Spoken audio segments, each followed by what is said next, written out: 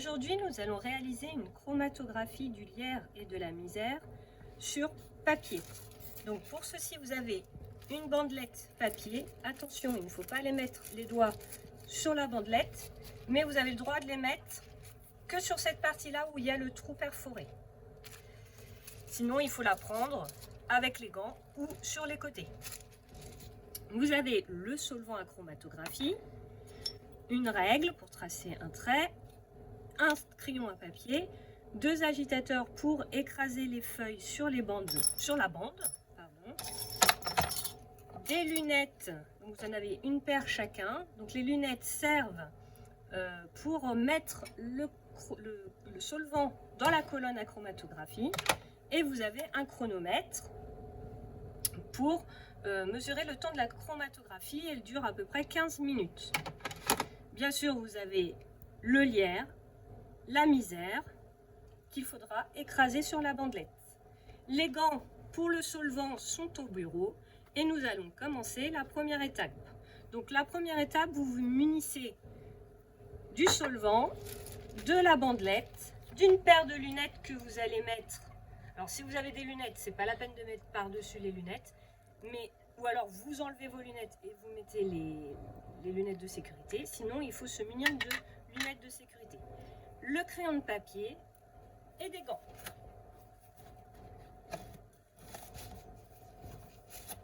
Uniquement pour la personne qui manipule. Oui, uniquement pour la personne qui va manipuler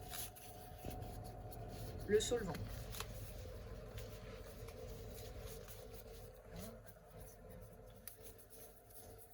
Et nous allons sous la hotte. Nous allons avoir le solvant, la bande, le crayon de papier, la cuve à chromatographie et son couvercle avec un petit crochet pour accrocher la bandelette.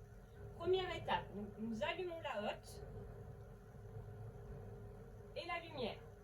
Elle est déjà allumée. Voilà. Donc nous allons remplir la cuve à chromatographie avec le solvant. Le solvant, vous voyez, il y a des pictogrammes dangereux. Donc dangereux pour la nature, donc évitez de l'acheter à l'évier.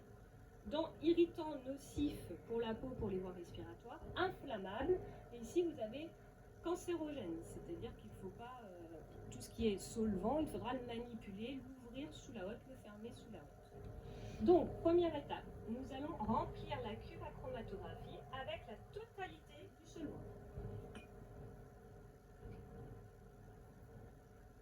Vous voyez, je n'ai pas sorti mon flacon de la hotte. Je rebouche ma cuve. Nous allons ici marquer le solvant qui va faire du niveau sur la bande. Donc pour ceci, nous allons accrocher la bandelette au couvercle. Il faut bien faire attention que ici, il ne dépasse pas, la pointe ne dépasse pas. On va présenter du coup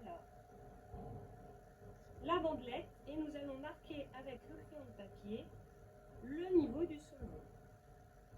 Vous pouvez être à deux, un qui tient la bande et l'autre qui fait juste un tout petit trait, juste une petite marque.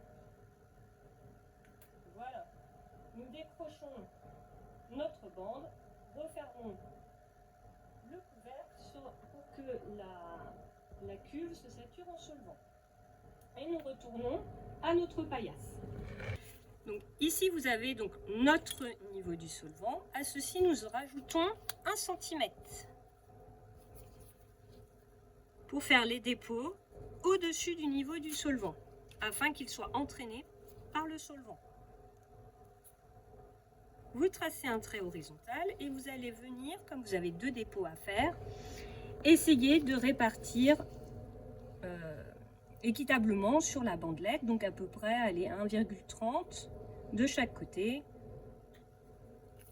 Vous faites 2 petits traits, vous marquez donc le lierre que vous voulez déposer ici et la misère que vous allez déposer ici. Vous avez 2 agitateurs pour venir écraser la feuille à l'emplacement du lierre. Vous allez poser votre feuille et vous allez faire des petits ronds comme ceci. Plusieurs fois au même endroit.